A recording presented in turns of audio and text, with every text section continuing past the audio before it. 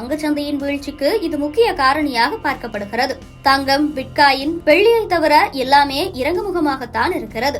Robert Kiyosaki இதற்கு முன்னர் பலமுறை இப்படியான கிராஷ் குறித்து கணித்திருக்கிறார். அதனாலேயே அவர் தரும் எச்சரிக்கை முக்கியத்துவம் வாய்ந்ததாக பார்க்கப்படுகிறது. அவர் எக்ஸ் தளத்தில் வெளியிட்டுள்ள பதிவில் இந்த ஆண்டு நிச்சயம் மார்க்கெட் சரியும் என கணித்திருக்கிறார். மீண்டும் ஒரு கிரேட்டர் டிப்ரெஷன் நோக்கி உலகம் தள்ளப்படும் என எச்சரித்திருக்கிறார் ராபர்ட் கியோஸ்கி. தங்கம், வெள்ளி, பிட்காயின் வாங்கி வைத்துக் கொள்ளுங்கள். பெரிய சரிவு நிகழும் போது லட்சக்கணக்கான நபர்கள் வேலையை இழக்க நேரிடும், வீடுகளை விற்க நேரிடும். அது பங்குச்சந்தையிலும் எதிரொலிக்கும். இந்த சரிவிலிருந்து மீள தனியாக தொழில் தொடங்குங்கள். ரியல் எஸ்டேட் தொழில் இந்த முறை சரியும்.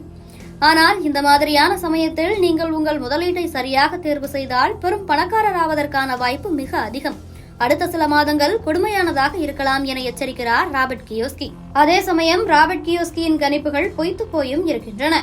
அவர் இப்படி சொல்லும் போதெல்லாம் பங்குச்சந்தை தன்னை சரி செய்து கொண்டு மேல்நோக்கி நகர்ந்திருக்கின்றன என ஆறுதல் சொல்லுகிறார்கள் சில்லறை முதலீட்டாளர்கள். உங்கள் பங்குச்சந்தை போர்ட்போலியோ எப்படி இருக்கிறதென கமெண்டில் சொல்லுங்கள்.